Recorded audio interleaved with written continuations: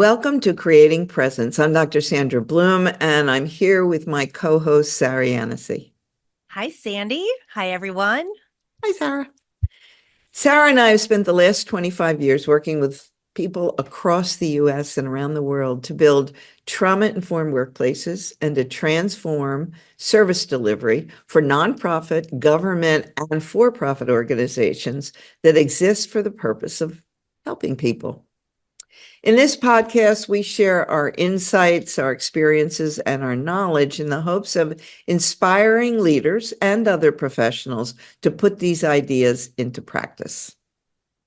Today, we want to focus on the psychological phenomenon of learned helplessness. And I've been asked to present at a lot of workshops recently on this topic, mostly because providers who are working with traumatized people get really frustrated with their patients or clients who just keep doing the same thing over and over, even though what they're doing is hurtful, harmful, or even dangerous to them. So, we're going to talk about learned helplessness, but to start, we're going to sort of share a little bit about the biological and evolutionary reasons that humans are so vulnerable to learned helplessness. We know we are like, I think it's like 99.7% share our genetic makeup with chimpanzees and bonobos. Human offspring, however, are born in an even far less developed state, even though our gestation is a month longer. And we have a far more torturous birth than our other close mammalian relatives. Tell me about it. Yeah, exactly. It's dangerous and often traumatic for the mother and the baby. It's because of the way things in our pelvis had to get reorganized in order for us to stand upright and run and do all the things that humans do that are somewhat different from our other close relatives.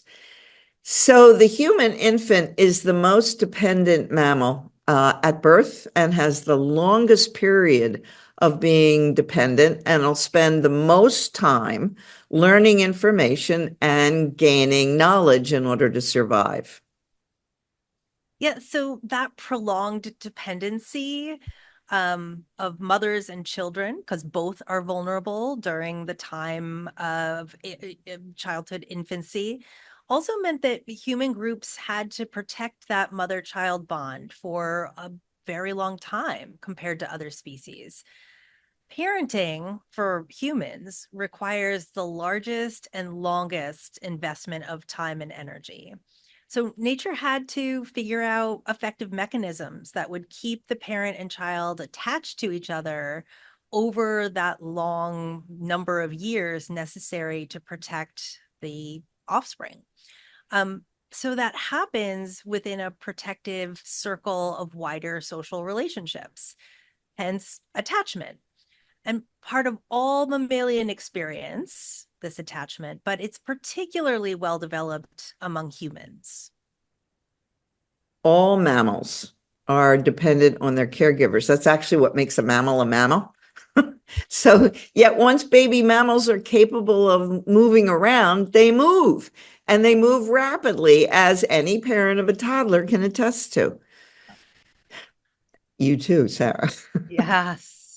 Given this fact, mammals had to evolve a means for achieving and staying close, staying nearby to their mother. After all, in the wild, predators can easily pick off a tender and untended baby and have a very nice supper for itself. God. Yeah, the means for achieving and maintaining that closeness is called attachment behavior. And these behaviors happen in response to anxiety for babies and infants and young children. And in humans, that anxiety can arise from separation from the parent or from anything that's strange or unusual. And all mammals emit what we call a separation cry when the baby is separated from its mother. It's a cry of distress that elicits a predictable response from the caregiver or in subprimate species, any caregiver. Yeah, I think it's so important to understand how totally helpless the human infant is compared to other species.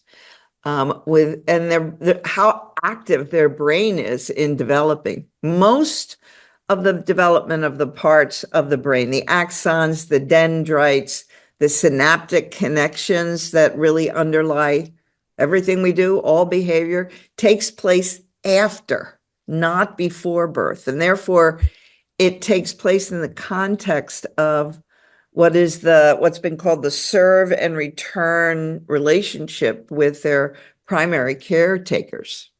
Yeah, that serve and return relationship is the baby makes a noise and then the parent responds and there kind of goes back and forth. Um, the prefrontal cortex, right, which is the part of our brain that really distinguishes humans from other animals and is the part of our brain that's responsible for logic and decision making, that also occurs after birth. The brain development occurs during what we call critical or sensitive periods. And critical periods are these periods of intense growth where the brain is particularly susceptible to environmental conditions that lead to development or developmental arrest if they don't happen within that proper range. It also means that if that stimulus isn't applied during the critical period, the development will not occur at all. Yeah, the neonate's brain is able to handle a smaller amount of information per unit of time than an adult.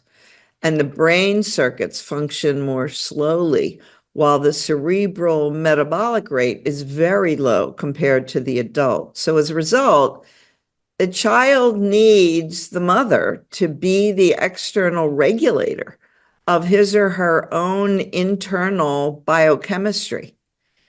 Even many genetic programs appear to be dependent on transactions with the infant's environment. And the mother's behavior is thought to be significant in mediating those genetic influences. So the mother is really a hidden regulator of the infant's endocrine and nervous system. Yeah, we're using the term mother because typically that's the person who holds that role, but it's really like the primary caregiver, the person that an infant is attached to. And in primates and humans over a certain age, that's the only person that will do. Up until about 6 to 9 months, a child might allow another adult or caregiver as a substitute for that primary attachment person, right? The mother. But at that age, around 6 to 9 months, stranger anxiety starts to develop. And we start to see a real preference for that primary attachment figure, usually the mom. The child's immediate response when that happens to separation at that point in time is protest. And that lasts from minutes to hours to weeks if the maternal figure does not return.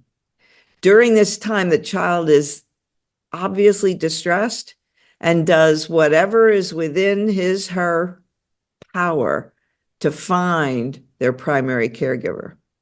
There's also a pronounced physiological response with many different signs of physiological hyperarousal that is all occurring within the context, remember, of the developing brain.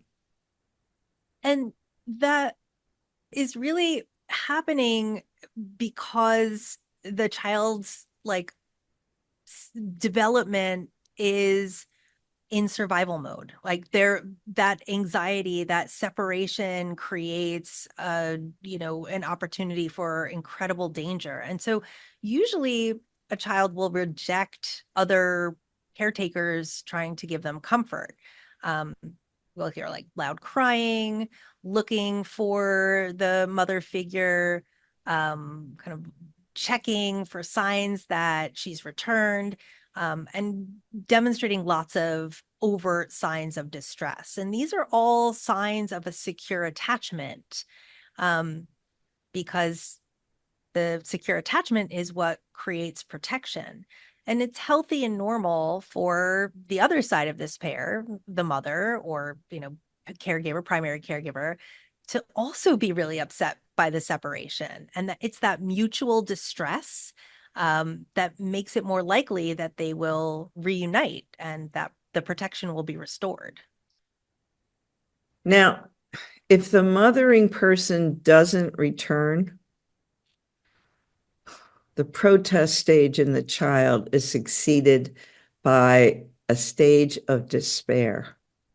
And the child begins to behave in a way that appears in adult terms to represent a sense of hopelessness. The crying decreases in intensity, physical activity slows down, the child becomes withdrawn and uninterested in the surroundings.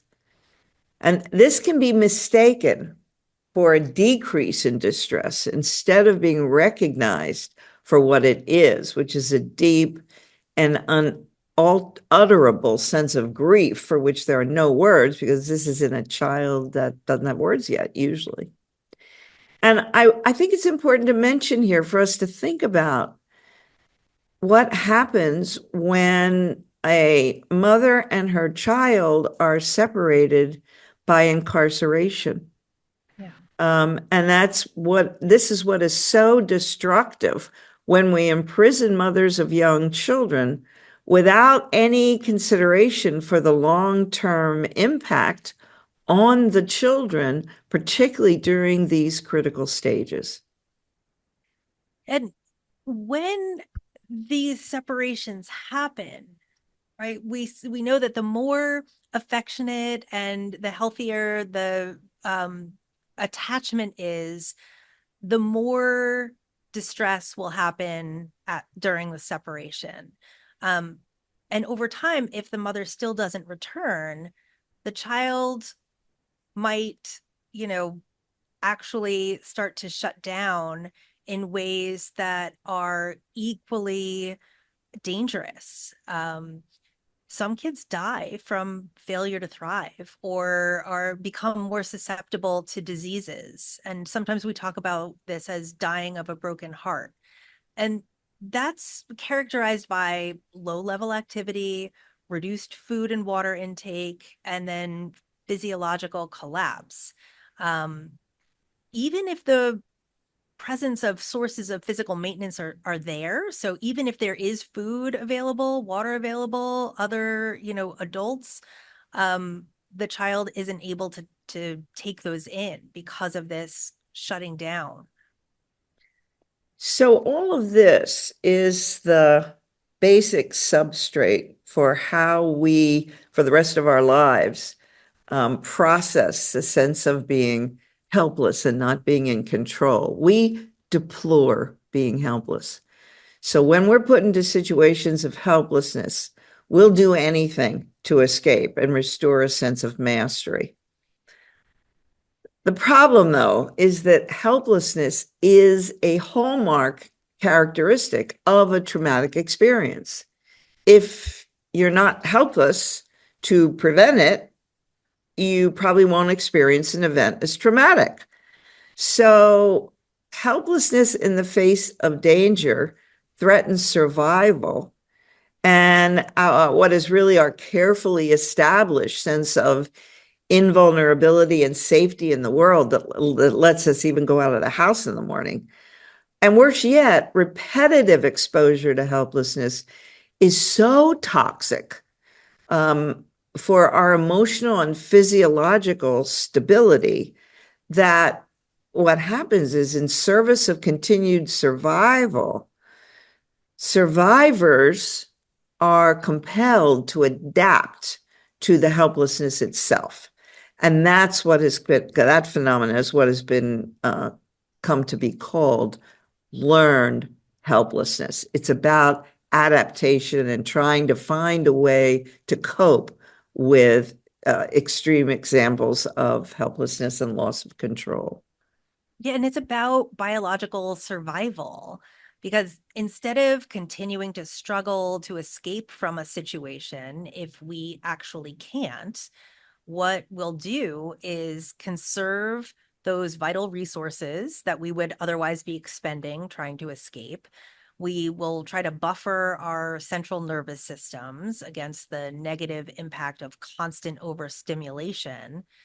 And later, rather than, change situations that we might actually be able to impact, we'll learn to change our definitions of normal to fit the situation that we've now adapted to. So for people in these situations, even when change is possible, the formally the formerly adaptive response of simply buckling down and coping can create an obstacle then to positive change, to mastery, to empowerment.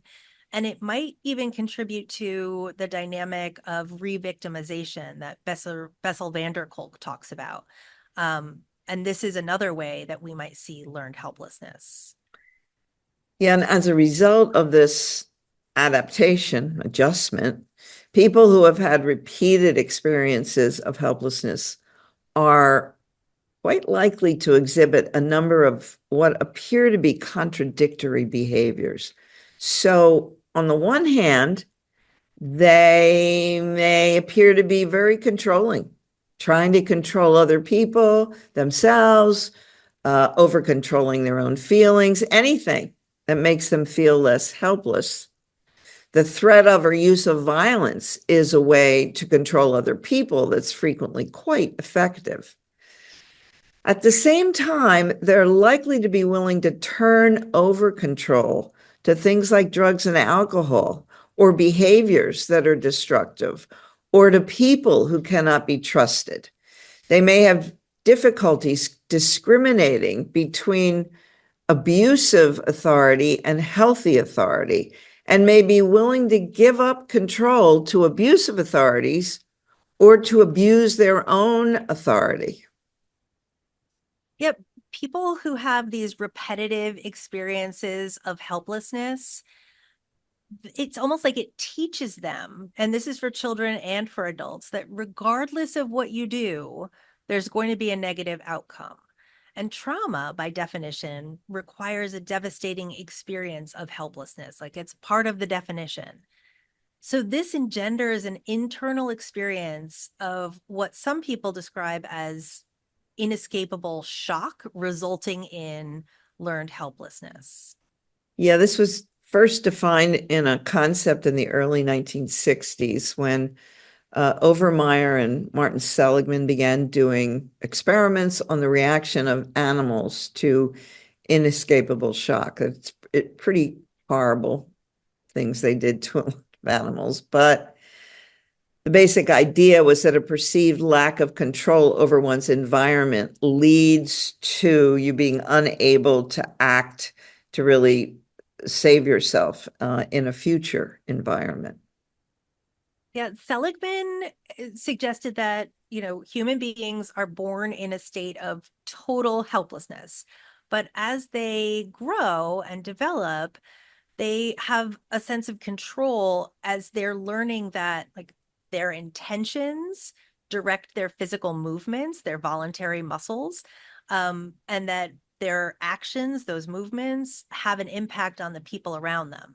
And under the right circumstances, a child learns to believe that their actions will predictably affect outcomes. And increasingly, then that gives them a sense of mastery and self-efficacy. Thing is, the less controllable the situation, the more the person attributes the situation to being either inevitable, no way to stop it, or their own fault. The more the person has failed to act or acted in a way that didn't help, then the more likely the experience is, of course, to be a toxic one. There are three components to learned helplessness: contingency, cognition, and behavior.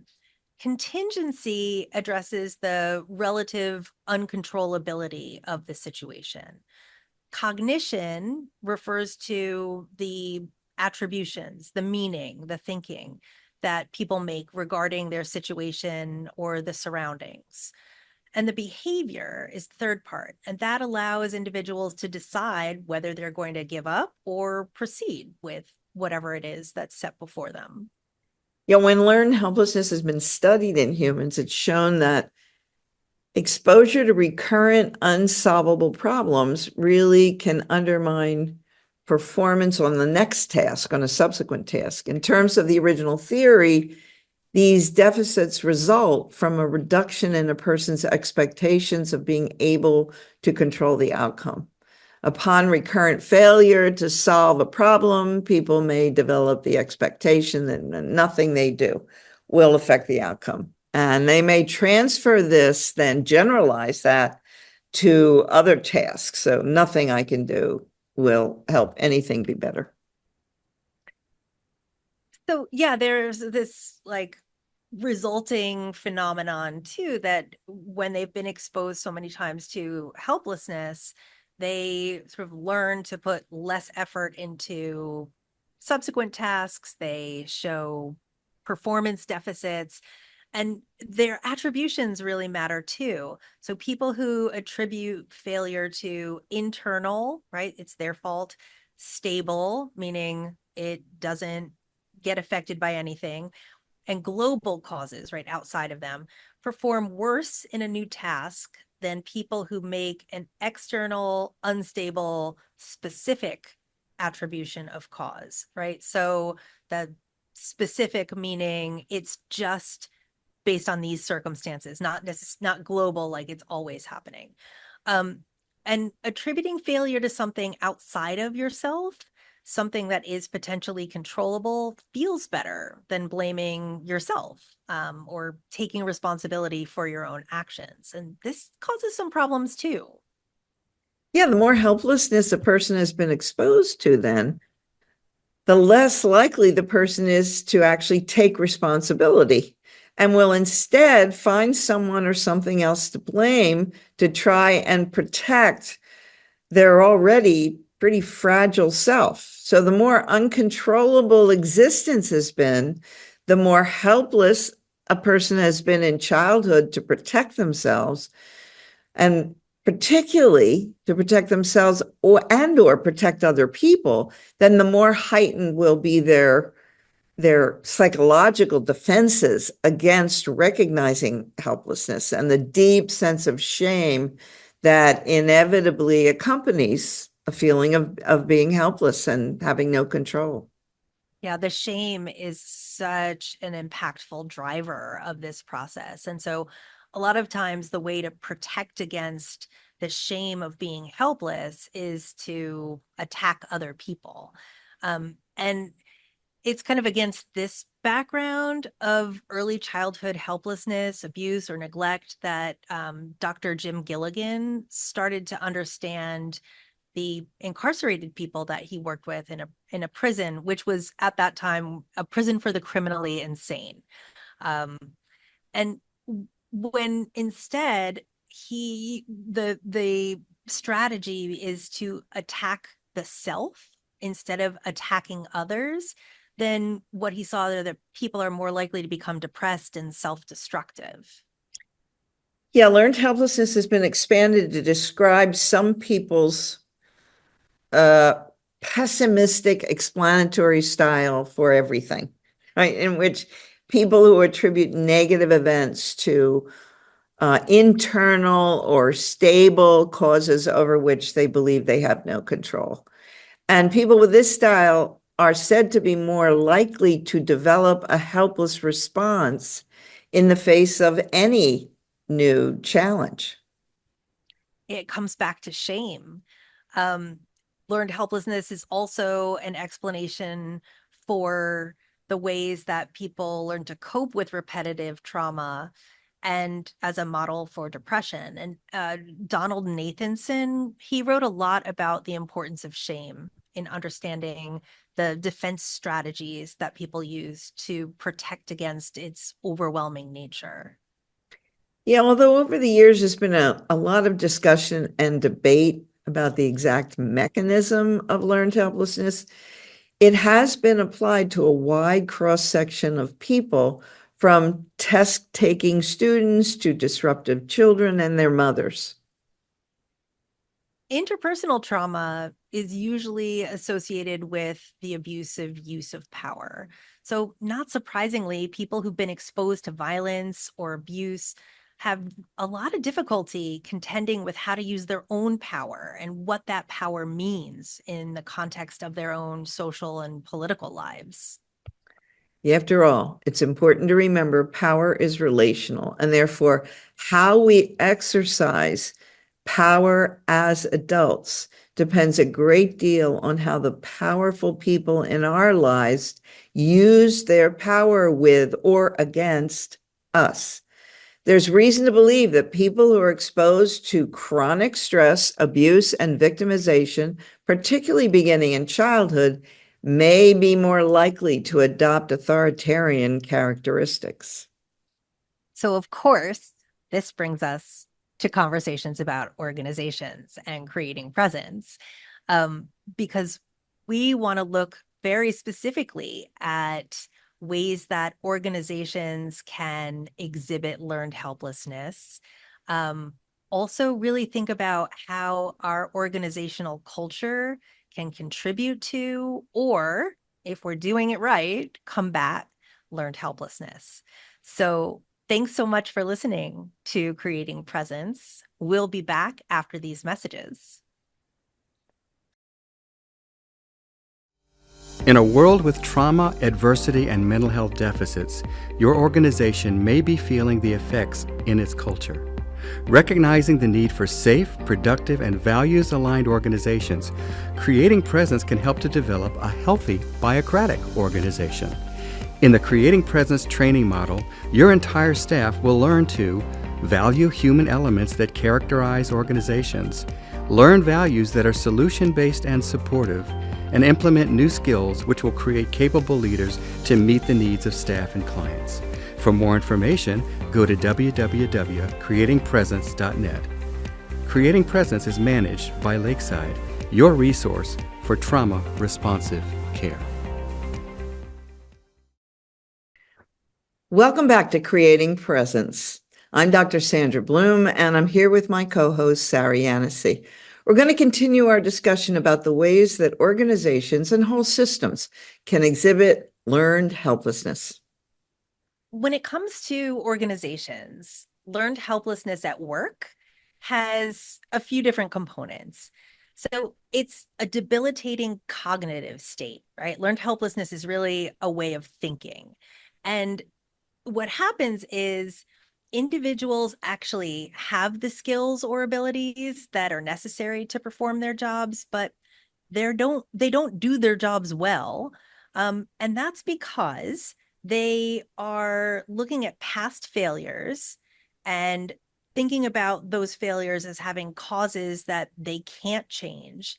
And even though success might be possible in their current environment, they're using that same thinking that they've learned from these past failures and applying it to the current situation. Yeah, so I'll never be able to do this kind of thing. Right. When applied to the mental health system, it's possible to see parallels between the helpless responses of the patients and the helpless responses of the staff and the managers who serve them. Historically, our systems of care have not focused on empowering clients to make their own decisions, but instead have created these expert cultures within which the client or the patient is chronically dependent for help on a medical model that places expertise solely in the hands of caregivers. Yeah, and then the result is helpless, passive, or passive aggressive dependency. And if you go to any mental health care, healthcare, or social service environment, you're likely to see that same behavior mirrored in the staff. In controlling, non-participatory environments where there's top-down management, every subsequent lower level of employee is likely to become progressively disempowered. So it's like power all at the top, and then the next layer has a little bit less, and then all the way down to the bottom where people feel like they have basically no power. This organizationally induced helplessness has really been described as the opposite of empowerment. And after years, decades, and even generations of these controlling management styles, reversing that disempowerment can be really difficult, particularly in these systems where they're constantly operating under conditions of chronic, unrelenting organizational stress. Yeah, to be effective, hiring people who have a sense of self-efficacy is really crucial.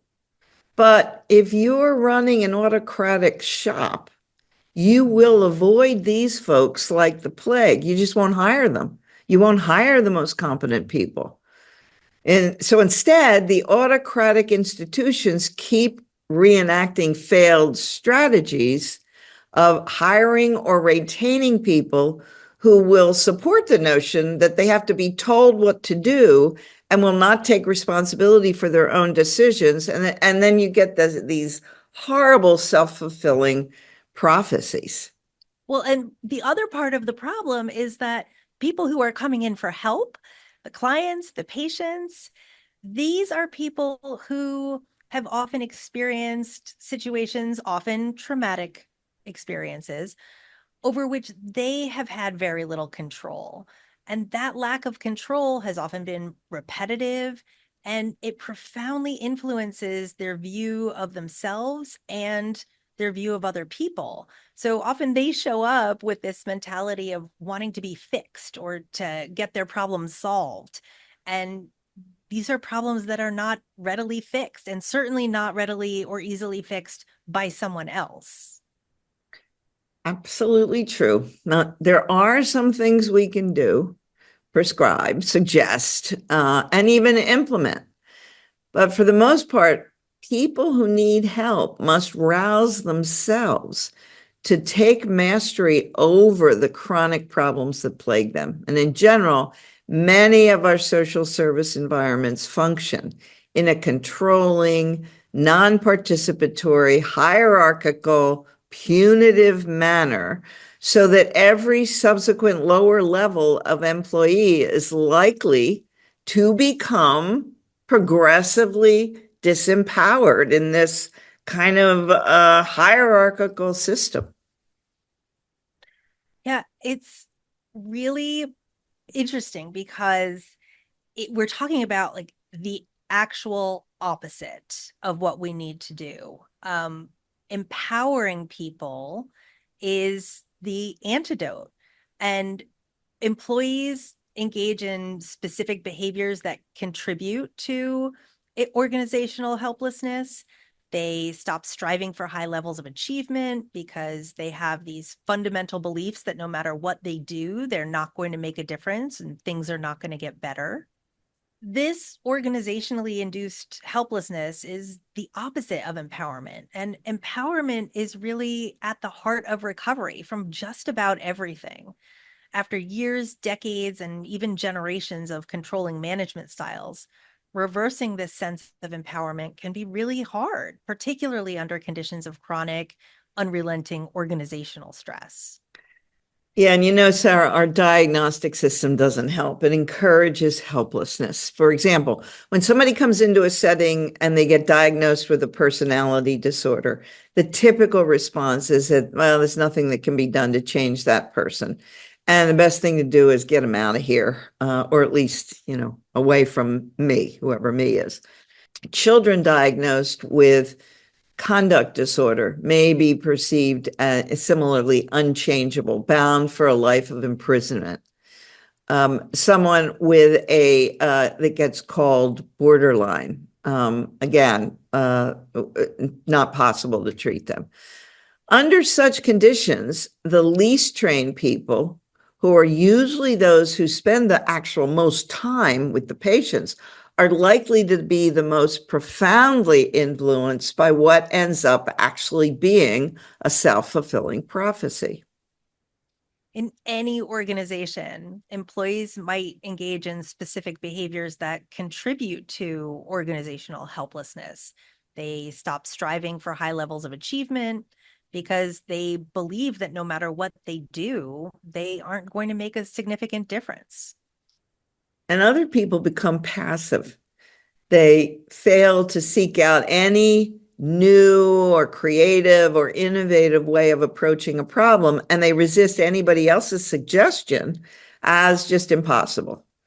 Some become passive aggressive, sticking to the letter of the rules and doing nothing above and beyond following the rules.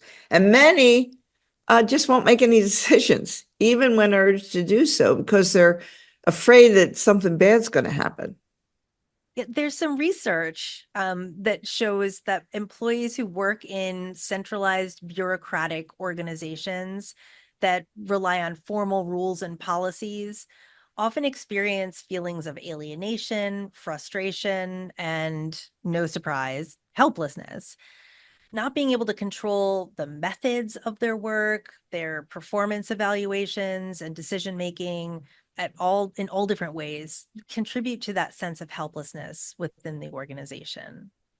Yeah, and the less participation an employee has, the more this is likely to be the case. As one person put it, aspects of the organizational environment, such as traditional appraisal systems, flawed reward systems, poor leadership, counterproductive personnel policies, and inappropriate organizational structure are all said to lead to feelings of helplessness on the part of organizational members. So if organizationally induced helplessness results in lowered feelings of performance efficacy, right, your ability to do your job and perform well, for both new tasks and those tasks that are currently being performed by these members, their strategies to decrease and even reverse those feelings are really important. We have to help people know what to do, think differently. Because learned helplessness is visible everywhere in the human service system. In the mental health system, the systematic takeover by managed care, the pressures of deinstitutionalization, what I think of as the desacralization of psychotherapeutic healing, and the increased medicalization of service delivery have represented an uncontrollable series of events to everybody within the system. Yeah, when you said desacralization, like it hit me like a ton of bricks. Like our work is no longer sacred. And that is so disempowering.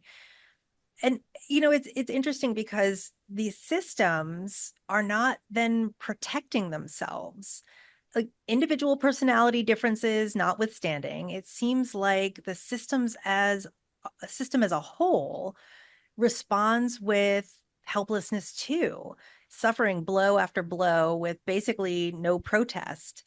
And culture is then really important because it can act as a buffer and support.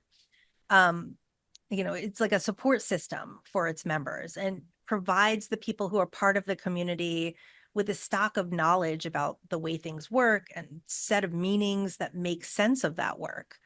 Collective trauma that we've talked about in lots of our other previous podcasts, tune into those after you listen to this one. It tests that stock of knowledge. And if the organizational culture can't answer those tests of explanation to its members, then the members are disempowered, helpless, and they can't make meaningful sense out of their experience.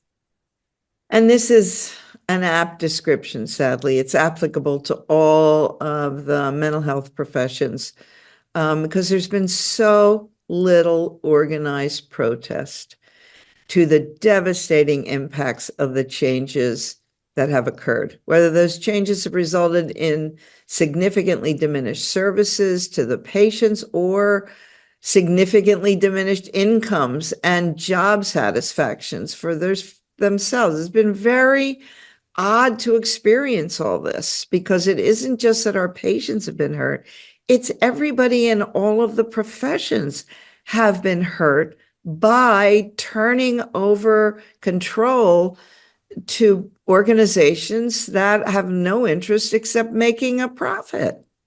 Yeah. Well, and we don't see it as easily or research it or talk about it with regard to staff, but the impact on clients is definitely recognizable. Many mental health organizations actually promote further helplessness in their workers through like fundamental flaws in their structure and in their process. And then the staff of these organizations encounter really complex problems that their clients have and unsolvable problems that sort of frustrate them, even further. And because they're helpless to protect themselves and they're feeling so embattled and hopeless and helpless, the staff and management often use avoidance. And they kind of risk management policies get put in place to promote that avoidance. And that can really disrupt or even prevent therapeutic change. Yeah, the effects of trauma and adversity, particularly when it begins in childhood, really can be seen as the opposite of what is required for democratic participation. Democracy requires the ability to manage emotions, even in the face of conflict, and to exercise good impulse control. It requires process and patience, using words as a substitute for action, trusting other people enough to share in decision making, a willingness to listen, a willingness to demonstrate fair play, exercising influence wisely and flexibly, and the willingness to compromise and negotiate. All of these are advanced social skills, which we should be learning beginning when we're born and throughout our educational system, but which can be severely impaired by exposure to chronic stress. Yeah, as we were starting to talk about this podcast and the idea of learned helplessness, it coincided with my trip up to Binghamton University with my daughter for her college orientation. So my second oldest is a freshman in college right now. And they gave all of us parents a book called How to Raise an Adult. It's by Julie Lythcott-Hames, and it was really interesting, I think, as an intervention that they did this for us as parents. Because I think all of these things that you just described, the willingness to listen, demonstrate fair play, exercise influence wisely and flexibly, compromise, negotiate, these are all skills that have been disrupted in our, in young people, partly, as this book suggests, because of overparenting and sort of the flip to the other side of the attachment spectrum. And so this author makes the connection between intrusive parenting, and she gives these amazing examples of parents who like send their kids off to camp where they're not allowed to have a phone, but the parents will tuck a second extra phone in their belongings so that the kid can call them, every single day and check in. Things like parents moving to apartments that are close by to boarding schools or colleges where their children are attending, just so that they can be close by. Hiring coaches to oversee their kids' academic work or their sporting practice and individual workouts. All of these things that parents do to try to buffer their kids from negative experiences, it doesn't let them fail. It doesn't let them go through this learning process, and in some ways creates a different form of learned helplessness, right? Not from, these inescapable experiences, but rather from not being allowed to try and fail. That we see a lot of anxiety and depression in kids who've had that experiences. So kids who are growing up with parents who jump in and fix every problem or mistake, or even more troubling, prevent any of those things from happening, they really deny their children the experience of learning from their failures, even though most of these parents will describe that their own trajectories into adulthood had a lot of failure, and that those failures were really valuable to them. It reminds me of the book Nurture Shock, which came out in the early 2000s. And it also describes this in the context of not allowing kids to develop what they called grit and perseverance because they don't ever have the opportunity to fail. So in creating presence, we make a point of building expectations around failure into our implementation process. We teach skills and we suggest policies and practices, but structure the implementation from the perspective of you're piloting this. We ask individual staff members to pilot a skill and report back to the larger engagement and enactment team. Our expectation is that sometimes the pilots won't work, they'll fail. But seeing that the risk-taking is movement in a positive direction and embracing the failure and learning from it allows the team to then reshape how, when, and where the skill or the tool might be better applied. We focus a lot on the scientific method, which is to test, validate, or revise everything we do. Yeah, I think about like another factor that contributes to learned helplessness in the workplace, right? And if we have generations of young people who are entering the workforce who have had an intrusive parenting style while they're growing up, they are primed for learned helplessness. And then they enter jobs where micromanagement happens. Their supervisor basically takes over and is watching every split second of their day. And that also is a predictor of job satisfaction, right? The degree to which a staff member feels that they have autonomy and they're able to make decisions about how they do their work, how they organize or structure their time to do that work. So in organizations that are really authoritarian, micromanagement can be a huge barrier to work satisfaction.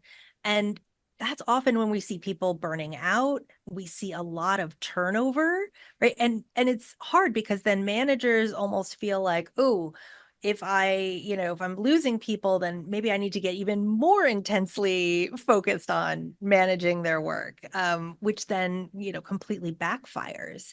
So it can really continue the negative consequences of intrusive parenting by kind of imitating it in the work environments. Yeah, because micromanagement suggests there's only one right way to do something, and it completely stifles any kind of creativity or innovation. It's hard for managers and supervisors who might be feeling stressed because of all the demands placed upon them and the limited resources to actually allow failure. But it's the only way that our institutions can grow and learn. Similarly, it's the only way our patients or the people we serve can learn and grow.